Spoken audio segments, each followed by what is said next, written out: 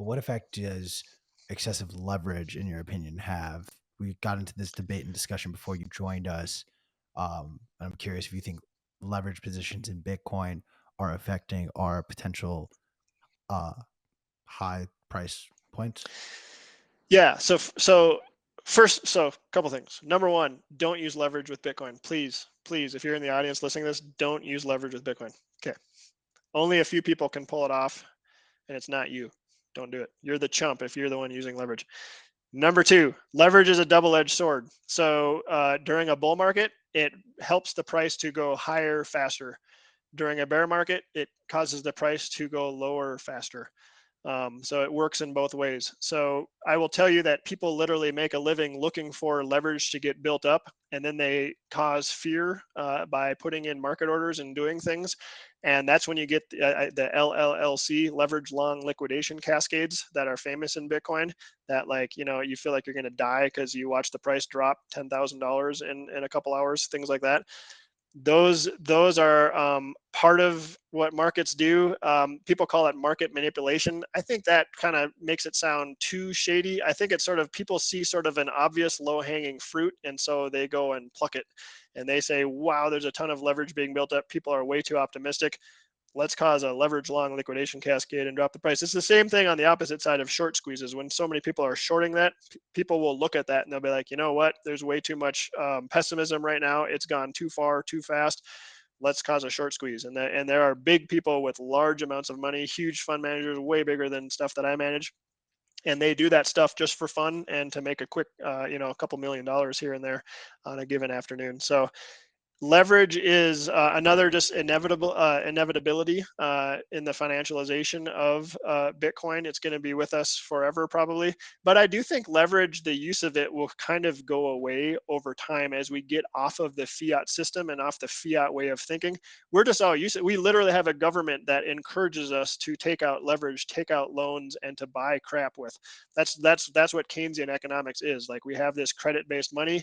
Take out a loan, buy a house. We will give you tax breaks if you do that. Take out a loan, buy crap. We love it when you do that. It raises GDP, blah, blah, blah. It's obviously terrible in the long run, but it's great in the short term. Bitcoin flips all of that on its head. I think leverage, the use of leverage, will go way, way down on a Bitcoin standard because you don't need to do that. You won't need to take out loans. I think the prices of everything are going to come down to reasonable levels because nobody's going to give their Bitcoin to buy a crappy stock that's way overvalued, or buy a house that's 3 times higher in value than it should be. All of these things are going to come down, and we're getting to the point where you can actually save up Bitcoin and then someday just buy a house because you worked hard and you saved for several years. You'll be able to buy a house because they'll be priced reasonably in terms of Bitcoin. Again, a long-winded answer. So leverage is inevitable. It will be used less and less as we transition to a Bitcoin standard. And please don't use leverage if you're just a regular person. You'll get wrecked. And you'll probably lose your Bitcoin, and that would be very sad. Dylan, Eventually a kidney. Yeah, and you'll need to sell a kidney. Dylan LeClaire, stop buying on leverage. Dylan, don't do it. Jeff, as we wind down, is there anything that you wanted to talk about with us, or you wanted to share that we didn't get a chance to ask you or think to ask you? I was a little surprised you didn't ask me more about Italy. All right. Best meal you ate, favorite place, and where should we not go? Ooh, wow, that's good. Let me start with best meal I ate is, I don't know if you guys are steak eaters, but I had a really, really good steak in Tuscany. We were in the Tuscany countryside. It was fantastic. We actually started in Rome, went through Tuscany up into Firenze or Florence, and ended up in Venice.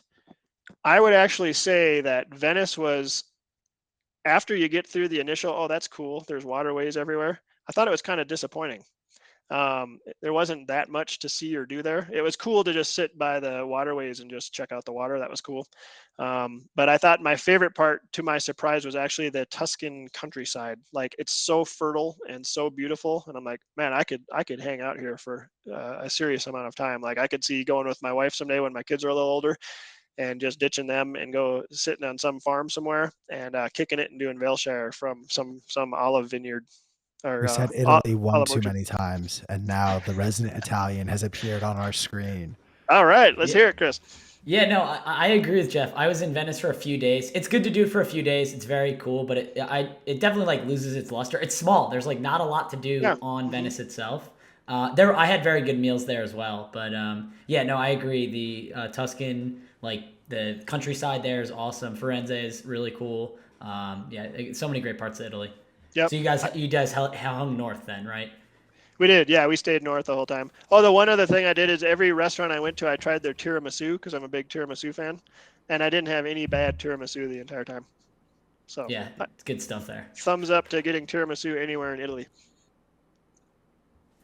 Um, like, I feel like you guys have this perspective of like American cities because they're just so large and overwhelming. And I kind of feel like there isn't, if I remember Italy correctly, 10 plus years ago on Drunken Stumbles Around, like all the cities are really small.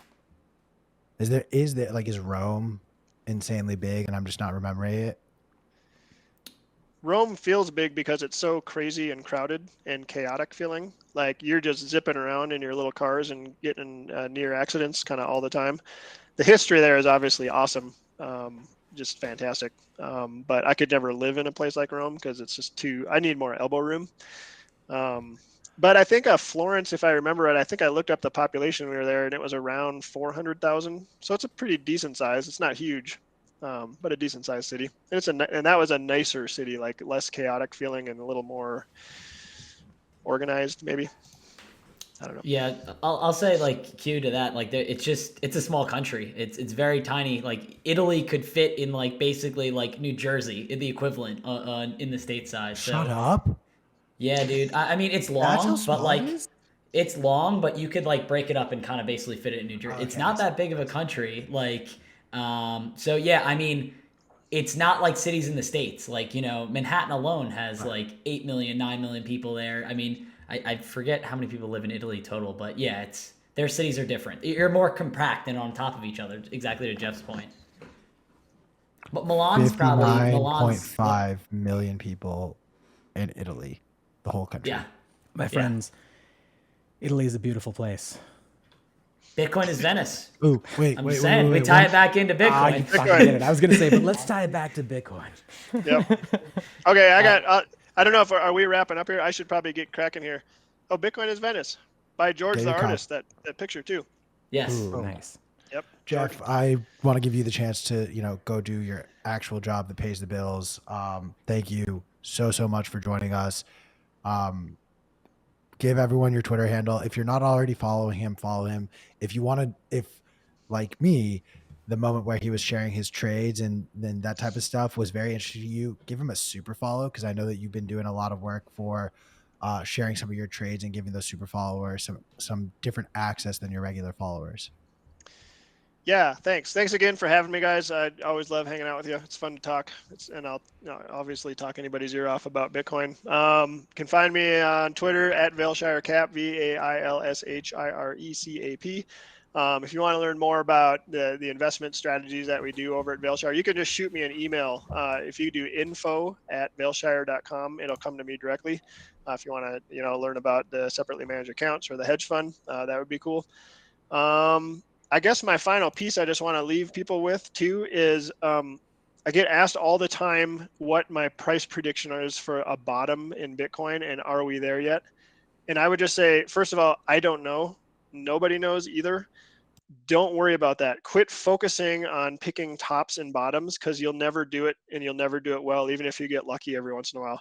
Focus on value versus things that aren't of good value. Right now, as we alluded to much earlier in the conversation, the US dollar is very richly valued in the short term, even though in the long run it's guaranteed to go down to zero value. Bitcoin is very undervalued and cheap in the short term, even though it's guaranteed to approach infinity over time mathematically. It's the biggest no-brainer trade, I think, of the decade is to take your overvalued US dollars or whatever fiat cuck bucks you like to use and put those into Bitcoin while they still have value. Bitcoin is here to stay. Fiat is not here to stay. Not individual investment advice, but open your eyes and look at the opportunity that's in front of you. And I can almost 99.9% assure you that you will do well if you follow that strategy and just chill out. Jeff, thank you so much for joining us. We're going to cut to a quick commercial break, and the three horsemen will be back to break down some more news. So stick around. Thanks for having me, guys. Thank you again, man.